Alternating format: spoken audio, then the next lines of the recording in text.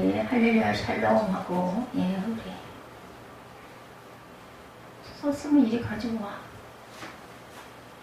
쓰긴 썼어? 산 안 그리고? 산 그려서 아까 갖고 왔어야 이걸 내가 색칠을 하지. 예, 우리 또 그게 없으면 더 허전하더라고요. 성례랑 칠판 좀 왼쪽으로 조금 빼. 그래야지 그게, 네, 됐어. 에어컨 때문에.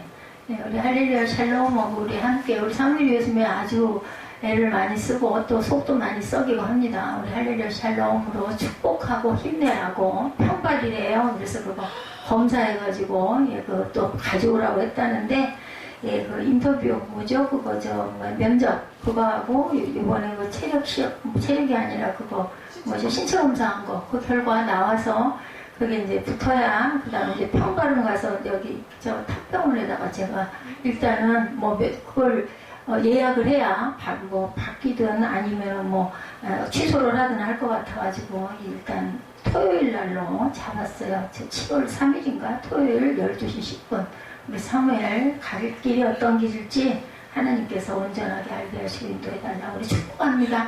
할렐루야 샬롬 샬롬 샬롬 샬롬 샬롬 샬롬. 하나님 사랑합니다. 여러분 주 안에서 사랑합니다. 자, 제가 퀴즈를 하나 낼 건데 여러분 이거 맞히시는 분에게는 제가 제 마음대로 상을 줄 겁니다. 이 사람은 누구일까요? 5살까지 말을 하지 못했고 8살이 될 때 글을 읽지 못했다고 합니다. 예, 그 선생님이 정신발달이 늦고 남들과 잘 어울리지 못하고 어리석은 몸상 속에서 언제나 헤매고 다닌다 이렇게 평가를 했다고 하네요.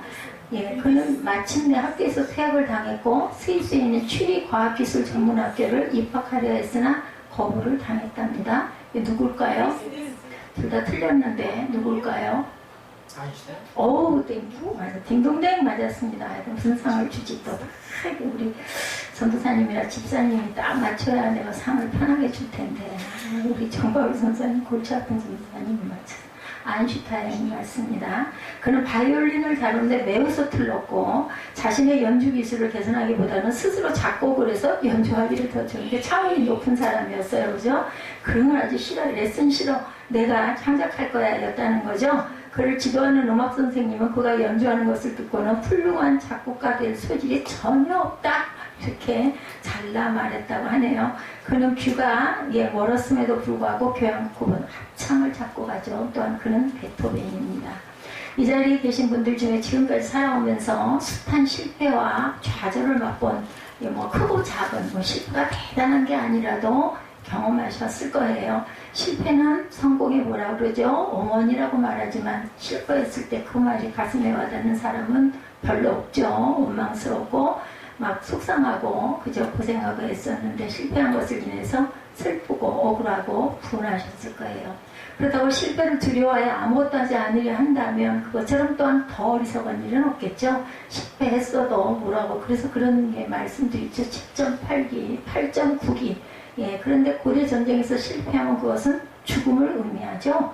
여기서 7장은 이스라엘의 가나안 정복 시에 유일하게 패배를 거둔 사건을 기록하고 있어요. 쉽게 이길 것으로 생각했던 조그마한 여리고성 큰 성도 정복을 했는데 간단할 것 같았던 아이섬에서 패하고 나니까 백성들은 마음이 물과 같이 녹아져 버렸습니다. 이제 죽게 되는 것은 아닐까. 가나안 정복은 고사하고 그 족속들의 침략을 받아서 이 땅에서 여기서 우리가 죽는 게 아닐까 이런 불안한 생각이 저랑 똑같아요. 근데 8장은 실패를 성공으로 바꾸는 스토리가 언급됩니다. 제가 오늘 새인 예배에서 아주 힘을 받고 용기를 얻고 하나님 귀한 은혜를 주셨어요. 하나님께서 다시 약속하시죠. 승리를 약속해 주시면서 말씀하죠. 두려워하지 말라, 놀라지 말라, 다 내 손에 붙여주었다. 이렇게 1절에 보면 여호와께서 여호수아에게 이르시되 두려워하지 말라, 놀라지 말라, 분산을 다 거느리고 일어나 아이로 올라가라. 그래서 오늘 제목이 아이로 올라가라 이렇게 제가 제목을 잡았습니다. 보라 내가 아이 왕과 그의 백성과 그의 성읍과 그의 땅을 다 내 손에 넘겨주었으니 너는 여리고와 그 왕에게 행한 것 같이 아이와 그 왕에게 행하되 오직 거기서 탈취할 물건과 가축은 스스로 가지라. 너는 아이성 뒤에 복병을 둘지니라. 우리 아까 교독하면서 읽으니까 막 작전이 보이지 않아요? 저는 아주 교독하면서 아주 신났습니다. 좀 마음에 쏙쏙 들어오지 않습니까? 첫 번째 아이성 공격에서 패배를 당하고 아간을 처형한 백성들에게 하나님께서 두려워 말라 놀라지 마라 다시 격려해 주시죠. 여호수아 1장에 여호수아가 모세들을 이어 이스라엘의 지도자가 되었을 때 하신 말씀을 연상하게 합니다. 그 말씀에 이어 아이성의 참 주인이 여호와심을 보여주는 선언이 이어지죠. 다 너 손에 주었다. 그래서 주었다는 완료형입니다. 완전히 확실히 주었다라는 거죠. 근데 여러분들 그런 생각 하실 거예요. 하나님께서 이렇게 하라고 하셔서 이렇게 했는데 왜 이게 안 되고 이 지경입니까? 할 때가 있죠. 예, 그릇이 부족하거나 하나님께서 딱 붙여줬는데 그 붙여준 그 그릇이 그거를 끝까지 실행하지 않고 떠나버리면 하나님은 또 그냥 그대로 두십니다. 그대로 두다 보면 우리는 도대체 이게 잘못된 걸까? 우리가 기도한 게 내가 잘못 온 걸까? 이런 생각할 때 있지만 우리는 주신 마음을 그대로 끌고 가면 됩니다. 아직 아이성을 정복하지 않았는데도 하나님은 이스라엘에게 이미 아이성을 주셨음을 강조하죠. 주신 것들에게는 아이왕, 그의 백성, 그의 성국, 그의 땅이 포함되어 있었어요. 근데 이스라엘 백성은 아이성과 첫 전투를 통해서 아무리 하나님께서 약속하셨어도 당사자인 이스라엘이 그 말씀대로 순종할 때만 약속이 이루어지는 것이구나 깨닫습니다. 승리는 거룩함과 하나님과의 관계의 회복 뒤에 따라오는 상급인 줄 믿습니다. 아멘. 작전을 지시하셨어요. 그죠? 1절에 보니까 군사를 거느리고 일어나 아이로 올라가라. 순종해야 해요. 거룩함을 회복한 이스라엘 백성이 다시 여호수아를 통해서 하나님의 명령을 받죠. 다시 아이성을 공격하라. 하나님 당신의 백성이 한 번의 실패로 주저앉아 낙심하고 있는 것을 원하지 않으십니다. 지금 백성들의 마음이 녹은 상태이긴 하지만 아이성을 그들의 손에 이미 주셨기에 겁먹을 필요가 없다. 2절에 아이성 뒤에 복병을 두어라. 하나님은 여리고성을 공격할 때 다른 방법으로 아이성 공격을 지시하시죠. 여리고성을 점령할 때 대낮에 모인 군사들이 여리고성을 매일 한 바퀴씩 나팔을 울면서 돌았죠. 그래서 여리고 주민들은 이스라엘 백성의 모든 군사적 규모를 파악할 수 있었습니다. 얼핏 보면 무모한 작전처럼 보였어요. 그러나 하나님 말씀대로 순종했을 때 여리고성은 무너지죠. 근데 이제 두 번째 이 조그마한 아이성 작전에서는 군사를 매복시켜라. 그 여리고 작전에 백주 시위 작전이라고 한다면 아이성 작전은 야간 매복 정책입니다. 우리의 형편과 처지를 누구보다 잘 아시는 하나님은 다양한 방법으로 그때그때 다 필요한 작전 지시를 하시죠. 가나안 정복 과정 자체가 이스라엘 백성들의 신앙 훈련이고 순종 훈련이었습니다. 말씀대로 순종할 때만 승리를 맛보죠.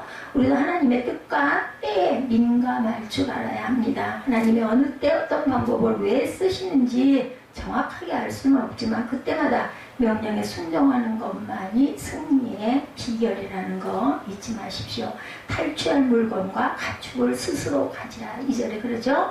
아이성 전투는 여리고성 전투와 비슷합니다. 여리고성 그 왕을 전멸하였던 것처럼 아이성 왕을 전멸해야 된다. 그러나 다른 점이 있다면 여리고성 정복 때는 하나님께 드릴 은금을 제하고는 전부 멸하라셨는데 아이성 전투에서는 재물들과 가축들의 전리품을 취할 것을 허락하십니다. 여리고는 가나안의 처음 성이었기 때문에 온전히 하나님께 바쳐야 했지만 빛과 소금 처음 받은 하나님께서 주신 그러한 귀한 열매를 하나님께 온전히 바쳤어요. 그죠? 그렇지만 아이는 처음 것이 아니었기 때문에 진멸의 정도가 낮추어집니다. 또한 이스라엘 백성의 탐욕으로 인하여 또다시 범죄할 것을 염려하신 자비로운 조치. 아간이 며칠만 더 기다렸다면 그가 원하는 것들을 얻을 수 있었을 텐데 눈앞에 있는 이익만 찾다가 죄를 짓고 멸망을 당하죠. 숨기는 바람에 그것으로 인해서 엄청난 벌을 받게 되죠. 하나님께서는 우리의 마음 중심을 보시죠. 탐심은 우상 숭배다 이렇게 말씀하십니다. 우리의 모든 필요를 아시는 주님이 가장 좋은 시간에 그것을 허락해 주실 것을 믿고 탐심을 버려야 합니다. 여호수아가 작전을 지휘하죠. 아이성을 처음 공격할 때는 여호수아 명령으로 시작이 됐어요. 그러나 2차 전투에서는 다시 야훼께서 말씀하심으로 시작이 됩니다. 이 새로운 시작은 아이성 전투를 승리로 이끌어서 나중에 에발산에서의 언약 갱신으로 이어지죠. 이번 전투에서는 여호수아가 단순히 야훼의 명령을 백성에게 그대로 전달만 하는 것이 아니라 작전 계획을 직접 세우고 지휘도 합니다. 아이성 공격과 관련해서 야훼께서 그에게 주신 명령은 아이성 뒤에 복병을 두라는 것뿐이었어요. 여호수아는 그 명령을 구체화하죠. 여호수아가 쓰인 유인작전 시나리오는 다음과 같았어요. 우리가 쭉 읽었어요. 먼저 일진이 용사 3만 명을 밤에 성읍 뒤에 매복시키면서 성읍에서 너무 멀리 떨어지지 말아라 지시합니다. 12절에 보면 여호수아는 이진인 5,000명가량을 택하여 성읍 서천 베델과 아이사에 추가로 매복을 시키죠. 그리고 자신이 이끄는 주력 부대는 아이성 북편에 배치합니다. 여호수아가 이끄는 본진이 성읍 가까이 다가갔다가 아이 군대가 나오면 도망치기로 되어 있었어요. 아이성 사람들이 성과 같이 추격하는 기회를 보아서 복병으로 하여금 아이성을 정복하는 거죠. 아까 우리 읽다 보니까 성은 텅텅 비고 문은 열린 채 막 추격해 따라가는 게 정신이 없죠. 그 사이에 그냥 빈성이 들어가는 전염이 되는 겁니다. 싸움에 앞서 여호수아는 아이성을 이미 이스라엘 손에 주셨음을 확신 있게 선포합니다. 이게 중요해요. 대장의 충만이 중요합니다. 이것은 이스라엘 백성이 치르고 있는 전쟁이 하나님께 속해 있음을 가르치고 있죠. 하나님의 명령에 순종하면 아무리 작은 숫자라도 이길 수 있고, 그렇지 못하고 내가 하려고 하고 내가 잘났다고 하고 내가 교만하면은 아무리 천군만마라도 패하죠. 여호수아는 아침에 일찍 일어나 아이성의 공격에 필요한 군대가 제대로 배치되고 있는지, 그리고 모든 것이 질서대로 움직이고 있는지 면밀하게 진영을 살핍니다. 하나님께서 이미 승리를 약속하신 전쟁임에도 불구하고 이렇게 우리는 최선을 다해야 된다는 것. 준비에 소홀하면서 믿음이라는 미명 아래 마땅히 해야 할 의무를 소홀히 해서는 절대로 안 되죠. 그것부터가 벌써 나태함부터가 불순종이죠. 하나님은 끝까지 충성하는 일꾼을 기뻐하십니다. 드디어 전투가 벌어지죠. 여호수아가 밤에 골짜기로 올라온 것을 본 아이 왕은 이번에도 쉽게 이길 줄 알고 아침 일찍 성문을 열어둔 채 서둘러 이스라엘을 치러 나서죠. 어리석은 사람은 패배자가 아니라 패배 속에도 지혜를 얻지 못하는 사람이 어리석습니다. 그보다 더 어리석은 사람은 성공으로 인하여 교만에 빠지는 거죠. 아이성의 왕과 백성들은 이스라엘의 공격을 받자 지난번에 승리에 도취되어 경솔하게 행동합니다. 이게 정말 중요해요. 한번 승리하고 나면 그 다음에는 그까짓 거 이까짓 거 못할 거야 이렇게 자만을 하게 되죠. 그들의 결정적인 실수는 이스라엘이 복병을 준비하고 있다는 것을 깨닫지 못한 것. 그래서 그들은 여호수아의 군대를 추격하되 전 병력을 동원했어요. 성문은 열어놓고 성을 멀리 떠나 따르는 실수를 저지르고 맙니다. 아라비아 앞에 이르렀다는 것은 여호수아가 계속해서 밀리는 척하면서 아이의 군사들을 골짜기에서부터 광야까지 멀리 유인했음을 우리가 알게 되죠. 그러다가 여호수아가 단창을 높이 듭니다. 이때 서쪽에 매복해있던 일진의 3만 명의 군사와 이진 5천 명의 군사가 비어있는 아이성을 손쉽게 점령하고 성읍에 불을 지릅니다. 성읍의 연기가 오름을 보고 여호수아가 이끄는 주력 부대가 다시 돌이켜 아이 사람들을 치고 복병도 성읍에서 나와 그들을 침으로 포위된 아이성의 군사들을 완전히 섬멸하죠. 여호수아의 단창은 하나님이 함께 하신다는 상징적인 표시였어요. 단창을 들고 서 있는 여호수아의 행동은 단지 지휘가 아니라 승리를 위한 믿음의 기도라고 할 수가 있습니다. 여호수아는 아이성을 완전히 정복하기까지 내뻗은 손을 거두지 않죠. 이는 아말렉과의 전투에서 전쟁이 끝날 때까지 손을 내리지 않았던 모세, 그죠? 그의 모습을 생각나게 하죠. 이스라엘 백성은 아이성과 첫 번째 전투에서 실패했어요. 그러나 두 번째 전투에서는 승리합니다. 같은 사람들이 같은 장소에서 싸웠는데 실패를 성공으로 바꾼 비결, 여러분들 아시겠죠? 거룩함을 회복했기 때문입니다. 신앙생활을 할지라도 우리 실패하기도 해요. 아프기도 하고 사업이 어려워지기도 하고 시험에 떨어지기도 합니다. 실패했을 때 먼저 실패의 원인을 찾아야 되고 하나님 앞에 나아갈 때 그 원인을 깨닫게 하시고 헤쳐나갈 능력을 주시고 승리의 길을 보여주시죠. 왜 우세한 전력을 가진 이스라엘이 작은 성입은 아이성을 당하지 못하고 패배했을까? 한마디로 교만했기 때문이죠. 1차 여리고성, 이렇게 큰 성도 우리가 무너뜨렸는데 이런 교만, 하나님께서 주신 은혜인 걸 모르고 우리가 잘나서 했다, 이런 그 우쭐거림이 있어서 실패하죠. 그들은 과거의 승리에 도취하여 첫 번째 전투에서 상대방을 대수롭지 않게 생각하고 하나님께 아무런 도움도 청하지 않고 자기들끼리 올라갔다가 실패합니다. 그래서 하나님 그들에게 언제나 전적인 순종을 요구하시는데 이스라엘은 그것을 잊어버릴 때가 많아요. 우리들이 이스라엘이죠.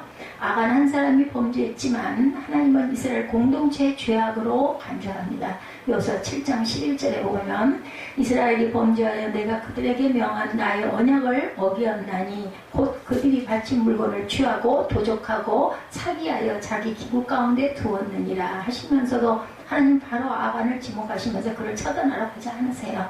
스스로 깨닫기를 원하죠.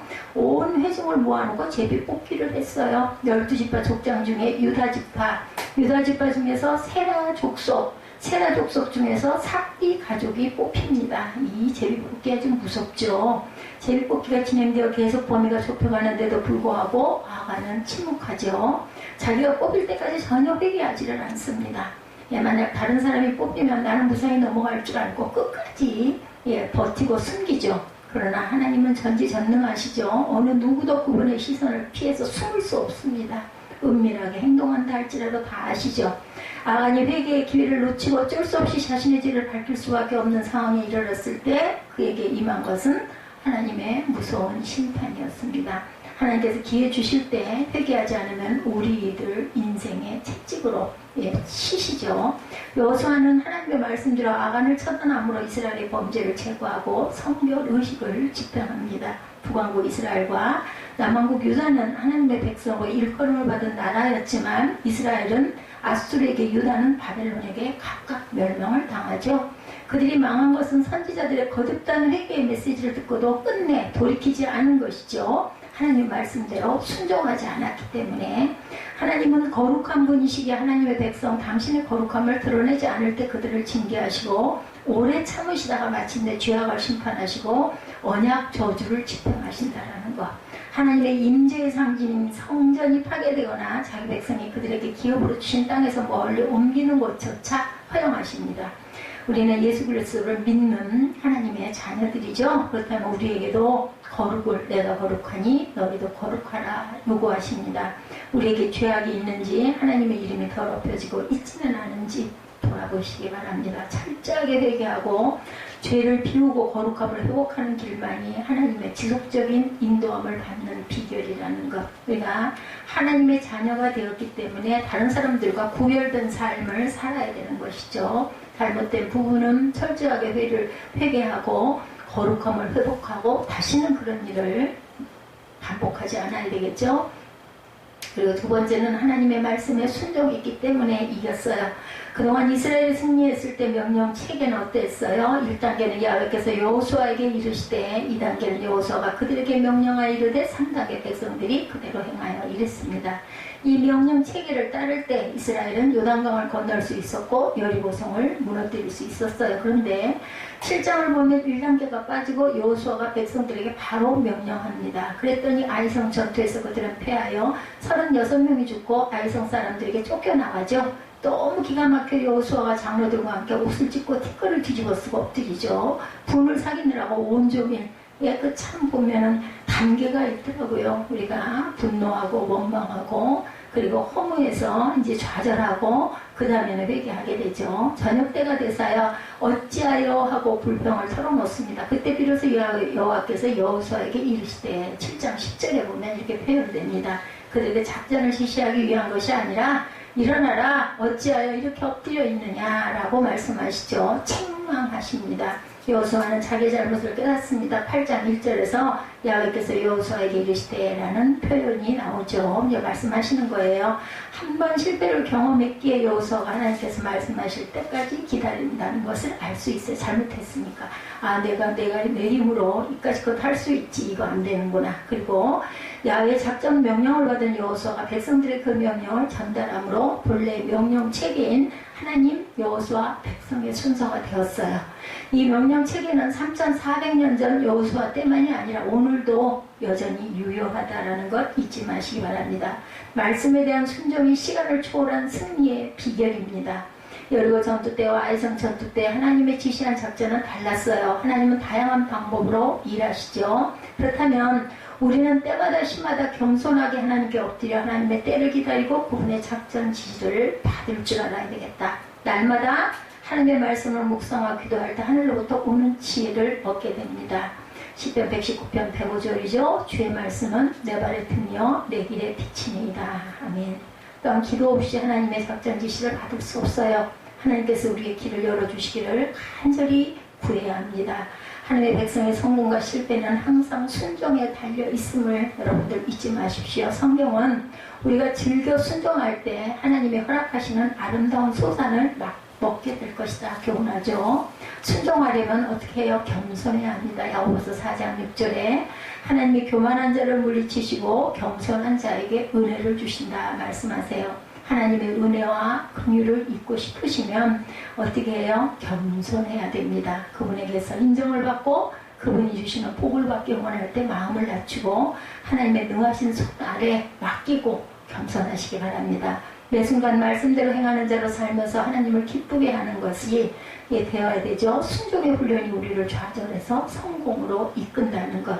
때로 실패하고 실망스러운 일이 생길지라도 좌절하지 말고 여전히 하나님을 붙드셔야 합니다.